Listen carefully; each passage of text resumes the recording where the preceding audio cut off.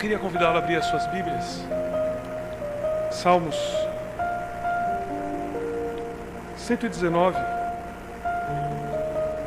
Fiquem tranquilos que não vamos ler inteiro não, tá?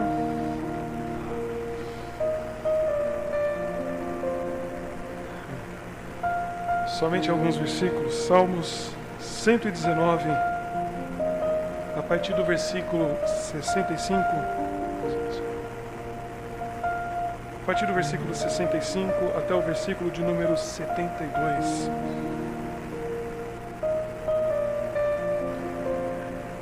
Que diz assim a palavra do Senhor: Fizeste bem ao teu servo, Senhor, segundo a tua palavra. Ensina-me bom juízo e ciência, pois criei nos teus mandamentos. Antes de ser afligido, andava errado, mas agora guardo a tua palavra. Tu és bom e abençoador. Ensina-me os teus estatutos. Os soberbos forjaram mentiras contra mim, mas eu, de todo o coração, guardarei os teus preceitos. Engrossa-se-lhes o coração como gordura, mas eu me alegro na tua lei. Foi bom, ou foi-me bom, ter sido afligido, para que aprendesse os teus estatutos. Melhor é para mim a lei da tua boca do que inúmeras riquezas em ouro ou prata.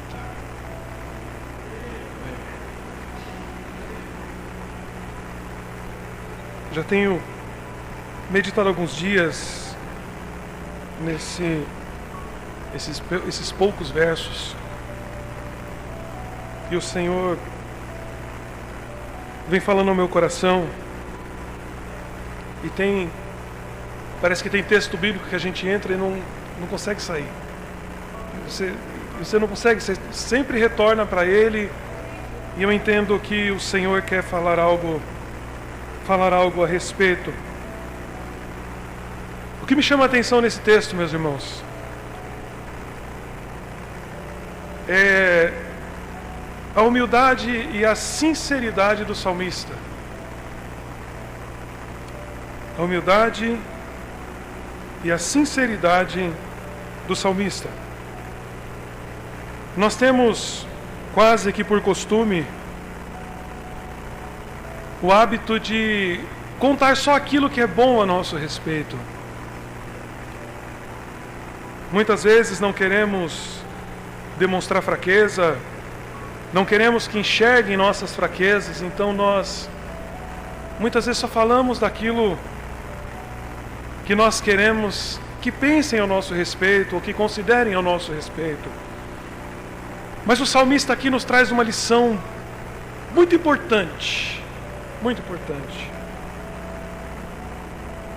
Existem dois momentos da sua vida aqui: o antes de ser afligido e o depois de ser afligido. Interessante isso daqui.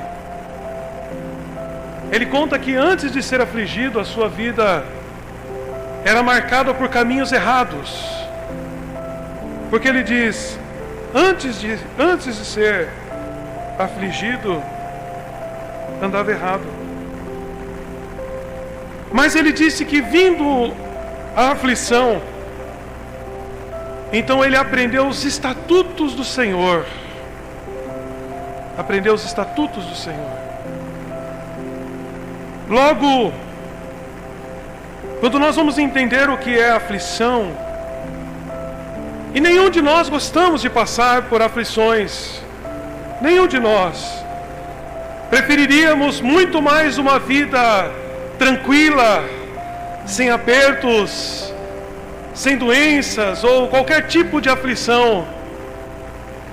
Mas o salmista aqui, ele vai mostrar que a aflição, ela pode ser um instrumento de Deus, para nós conhecermos ainda mais Ele. Nossa vida muitas vezes a nossa vida ela é rodeada de questões. Eu tenho certeza que você também um dia já parou na vida e ficou perguntando: por quê? Para quê? Por que cheguei até aqui? Por que eu cheguei nessa situação? Por que estava tudo desse jeito e de repente... Eu não sei você, mas eu já passei por isso. A aflição, ela é um estado de angústia.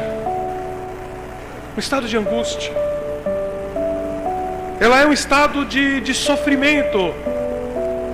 Quando nós queremos de alguma forma mudar algo e não temos força para mudar aquilo.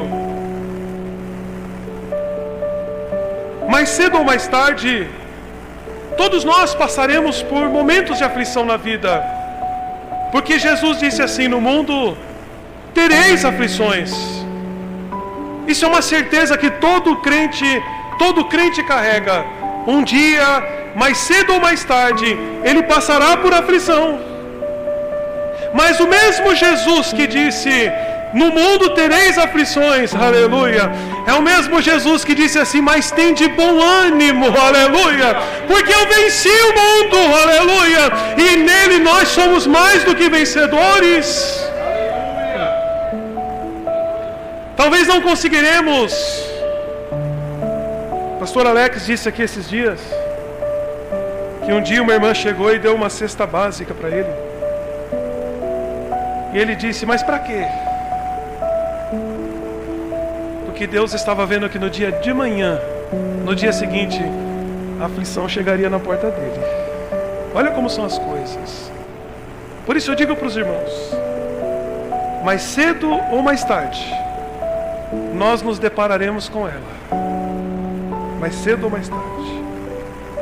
A questão é, aleluia, com quem nós estamos caminhando e com quem nós passaremos por ela. A aflição ela pode vir por um sofrimento. Por exemplo, quando nós olhamos o povo de Israel, ela pode vir pela opressão, ou ela pode vir pela disciplina também. Quando nós olhamos lá a promessa que Deus fez para Abraão, em Gênesis capítulo 15, versículo 13 diz: então disse a Abraão: saibas de certo que peregrina será a tua semente em terra que não é sua, e servi-los-á, e afligi-los-ão 400 anos. Era certeza que Israel desce para o Egito, descem 70 almas ali, crescem no Egito. Depois de 400 anos, o Senhor chama um homem chamado Moisés e diz: eu estou ouvindo a aflição do meu povo que clama lá do Egito. Aleluia. Olha que coisa interessante. Durante todo o tempo dos juízes, não anotei o nome de todos aqui, mas a Bíblia diz que o povo andava com Deus, depois abandonava os caminhos do Senhor. Aí Deus mandava a aflição para que o povo voltasse para Ele. O povo voltava para Ele, caminhava anos na presença dEle, mas morrendo aquele juiz, o povo voltava novamente para o mundo. Novamente o Senhor mandava a aflição de novo, aleluia, e o povo voltava novamente para o Senhor, e assim ia sendo o ciclo ia se passando. Uma das orações mais bonitas que tem na Bíblia é a oração de uma mulher chamada Ana. E está registrado lá em 1 Samuel, capítulo de número 1, em versículo 11.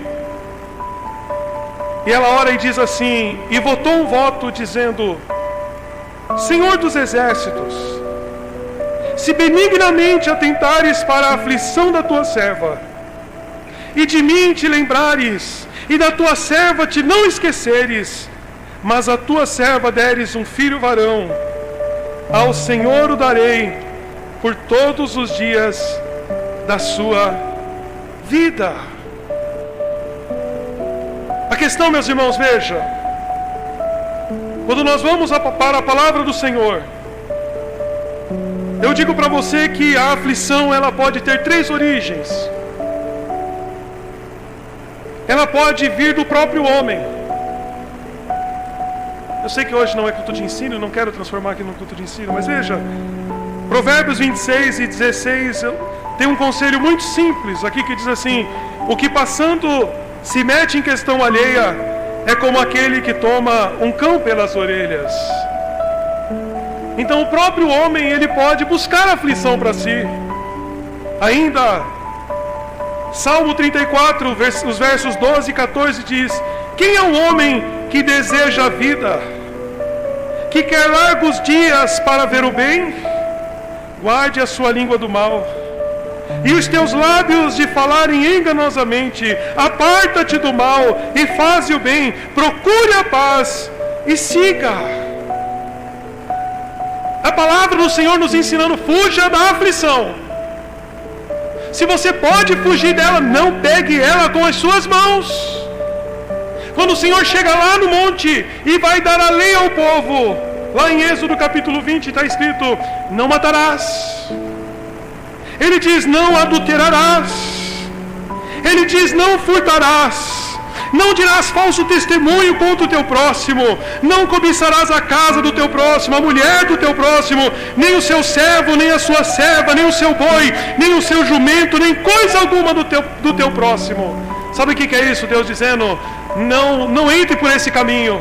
Porque se você entrar por esse caminho, a aflição, por você ou pela tua mão, não chegará à tua casa. Estará seguro. Mas quando nós vamos para a palavra do Senhor ainda, nós vemos que a aflição ela também pode vir pelo adversário das nossas vidas. Olha o caso de Jó, ao qual por permissão de Deus, Deus já conhecendo o coração de Jó, ele disse, o adversário vai diante de Deus e diz, o Senhor vai dizer sobre Jó: observaste meu servo Jó? Porque não há igual a ele, homem temente a Deus, se desvia do mal. Aí o adversário diz: mas ele é assim porque o Senhor encheu ele de bens. Aí o Senhor diz: vai lá, tira os bens dele. O adversário vai lá e tira os bens dele. Mais uma vez a Bíblia diz que o adversário vem na presença do Senhor e diz que estava rodeando a terra. E o Senhor vai dizer: você observou meu servo Jó? Porque não há igual a ele, homem santo, temente a Deus, que se desvia do mal, também tem saúde. Aí o Senhor foi lá e permitiu que o adversário tirasse a saúde de Jó. Irmãos, o que me chama a atenção é que nós vamos lendo o livro de Jó e parece que de certa forma vai refletindo até situações que nós já vivemos. Uns vão dizendo: não, você está assim porque você fez isso, você está assim porque você fez aquilo, você está assim por causa disso, e vão arrumando motivos e motivos e motivos, e acusando e acusando e acusando. E Jó vai dizendo: o problema deve estar no dia que eu nasci. E Jó também não compreendia, irmãos, não compreendia. E vão se passando os dias, e vão se passando os dias. A situação de Jó era tão terrível que a Bíblia diz que os amigos, quando chegaram, ficaram olhando dias, e Jó se coçando com um caco de telha. Mas passados os dias, quando o Senhor diz para Jó assim: Jó, aonde você estava, Jó? Aleluia! E Deus vai começar a mostrar onde Ele está e aonde Jó está, aleluia! E mostrar para Jó que apesar de ser um homem santo, temente a Deus, ele ainda não conhecia tudo a respeito de Deus. o Jó diz que ele ficou assim, ó, pasmo. Quando ele começou a comparar a glória de Deus, quando ele começou a ver a grandeza de Deus, quando ele começou a ver, aleluia, que a mão de Deus não está encolhida, mas ela se manifesta, ela aparece, as obras de Deus nos acompanham, aleluia, e feliz é o homem que consegue vê-las. Talvez você ainda não conseguiu o carro que você quer. Talvez ainda o emprego que você busca ainda não chegou, aleluia. Mas o teu coração está batendo, aleluia. O teu sangue está pulsando no teu corpo. E tem gente que tem tudo que você não tem, tudo que você não tem, mas não tem tudo aquilo que você tem, aleluia. E Deus quer nos elevar a essa sensibilidade, aleluia. Já foi dito aqui nessa noite que Ele procura os verdadeiros adoradores que o adoram em espírito e em verdade. Irmãos, eu tento imaginar a cara de Jó, sentado, não sei se ainda estava na cinza, não sei, sentado lá, e pasmo, e disse: olha, eu estou como um animal aqui, mudo, eu não tenho o que falar. Aí então o Espírito Santo enche o coração de Jó, aleluia. E Jó vai dizer assim: com ouvidos, meus ouvidos, eu ouvi, aleluia. Mas agora os meus olhos te contemplam, aleluia. Ei, irmão, não adianta só ser ouvinte esquecido, não. Tem que mergulhar nessa palavra, tem que descer na casa do oleiro, aleluia. É assim que Deus nos quer, ousadia para entrar na sala do trono, aleluia.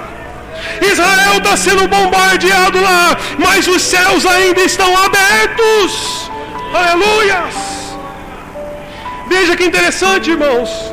João viu como que estrelas caindo dos céus, as estrelas caindo. E quantos anos e séculos os homens tentando entender quais são essas estrelas. E agora os homens veem mísseis que atravessam continentes descendo como estrelas sobre Israel. Israel mandando de volta para lá. Sabe o que é isso? É a palavra de Deus se cumprindo. Aleluia! Essa palavra contém a verdade, ela é verdade, aleluia, e tem guiado os servos de Deus por tantos anos, e é por ela que os homens chegarão lá, aleluia.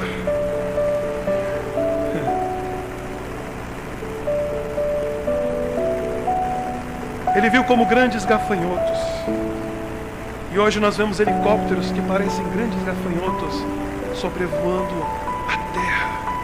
Olha o que Deus mostrou para João lá atrás. Olha o que Deus mostrou. Aí me traz uma reflexão. O quanto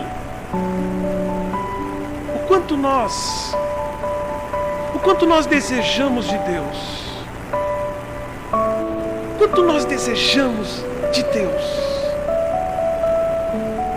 Porque o escritor diz assim: antes de ser afligido, andava errado, mas agora guardo a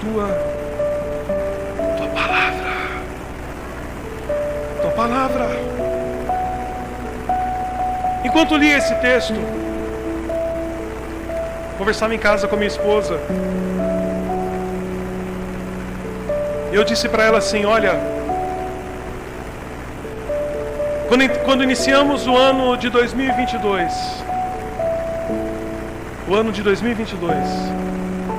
nossa vida estava assim num caderno, com números, metas, e nós dizíamos: olha, até o final desse ano nós vamos quitar nosso apartamento, nós vamos quitar esse carro.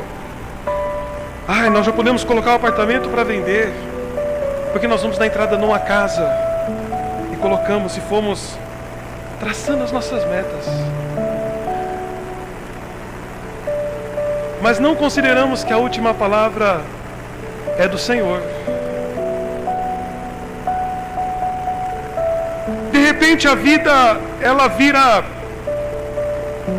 de ponta cabeça. De ponta cabeça. Literalmente de ponta cabeça. Vendi o apartamento, virou comida na mesa. Saímos da nossa casa e fomos morar de aluguel. Mas irmão, não tem vergonha de falar isso? Não, não tenho vergonha de falar isso. Não tenho vergonha de falar isso. E nós íamos orando e dizendo: Senhor, toma tudo nas tuas mãos. Toma tudo nas tuas mãos, Senhor. Saí da empresa que eu trabalhava há 17 anos, fui vender seguro de vida e eu dizia: agora a minha vida está resolvida. Entrava em escritório de advogado, falei: agora vou andar de carrão, agora as coisas vão ficar boas. Durou 3 meses. 3 meses. Aí o Senhor disse assim: não tá bom, vai descer mais um degrauzinho. Aí eu desci mais um degrauzinho. Entrei numa empresa, fui vender colchão terapêutico. Irmãos, alguém aqui conhece Francisco Morato?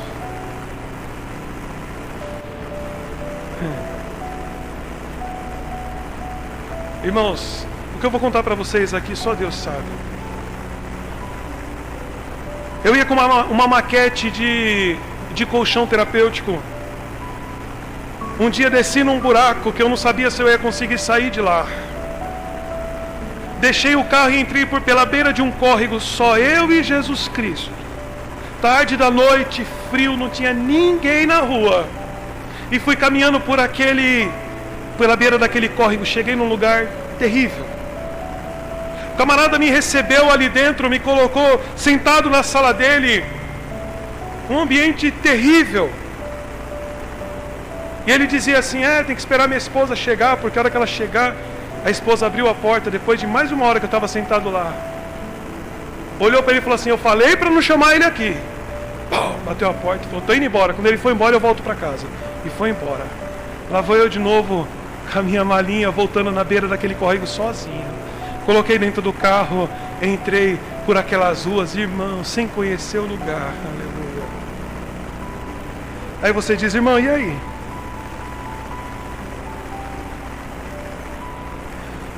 Os caminhos que o Senhor nos leva. Os caminhos que o Senhor nos leva, irmãos, Ele sempre está conosco, aleluia.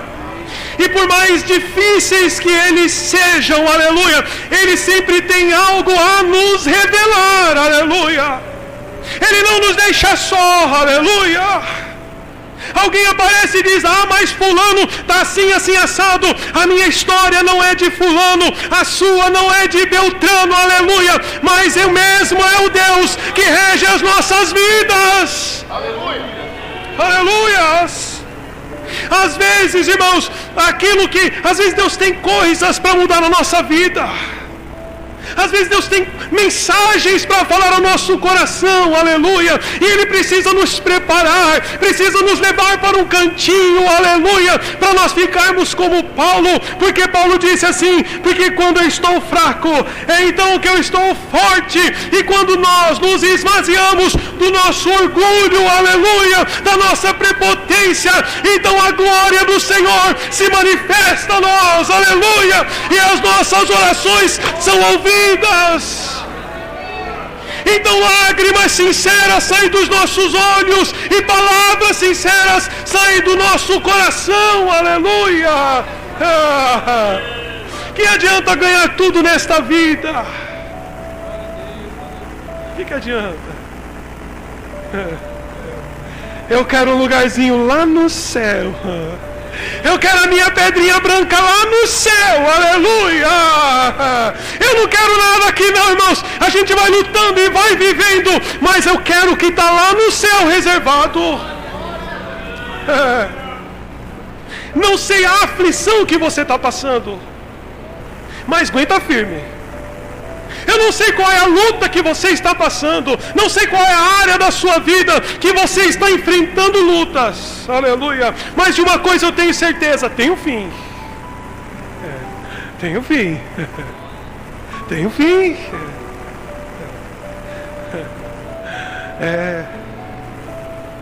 Paulo, que é um dos nossos maiores exemplos na fé,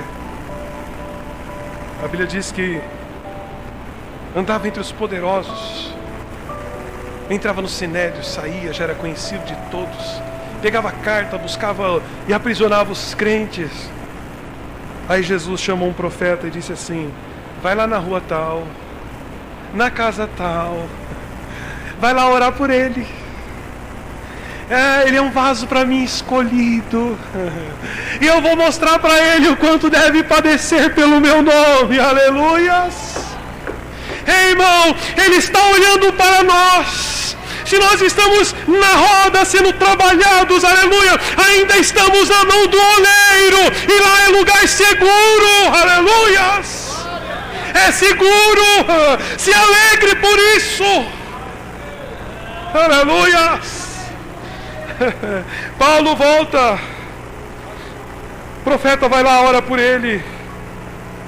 Depois ele volta, vai para as Arábias, volta para Jerusalém. Talvez eu não sei o que passava no coração dele, mas volta para Jerusalém. E de lá ele vai ser rejeitado pela igreja, e vai passar mais 10 anos fora. 10 anos fora, ninguém mais fala de Paulo. Até que o dia, passados anos, o Senhor chama um homem chamado Barnabé e fala assim: vai lá buscar Paulo. Aí ele vai buscar Paulo e traz Paulo. Irmãos, às vezes nós passamos processos. Abraão esperou 25 anos até que a promessa se cumprisse na vida dele. Foi ou não foi? Quantos anos Ana desceu a Siló e chorava, talvez no caminho indo e voltando, porque não tinha um filho para dar um bocado de pão, aleluia, até que ela foi diante do Senhor e fez a oração mais sincera da sua vida, aleluia. Aí o Senhor ouviu do céu e deu um filho para ela. E Deus não podia ter dado um filho a qualquer hora? Podia. Mas o dia que ela disse: Senhor, se o Senhor me der, entregarei ele todos os dias da vida para te servir, aleluia. Deus queria a melhor oferta dela, é isso que ele esperava dela, aleluia. Irmãos, hoje nós conversávamos na escola dominical, e como os dias vêm passando, e as pessoas estão sendo governadas por inteligência artificial, e por sites, e por aplicativos e tantas coisas, estão perdendo a sensibilidade da fé. Perdendo a sensibilidade da fé. Já tem gente fazendo terror, porque é a terceira guerra mundial, e vai cair o mundo, e vai não sei o que. A igreja está segura. Está segura. E se acontecer, a igreja continua segura na mão do Altíssimo, aleluia. Estamos nas mãos dele, e das mãos dele nós não escaparemos, aleluia. Não escaparemos. E vão perdendo a sensibilidade. Mas nós precisamos começar a voltar.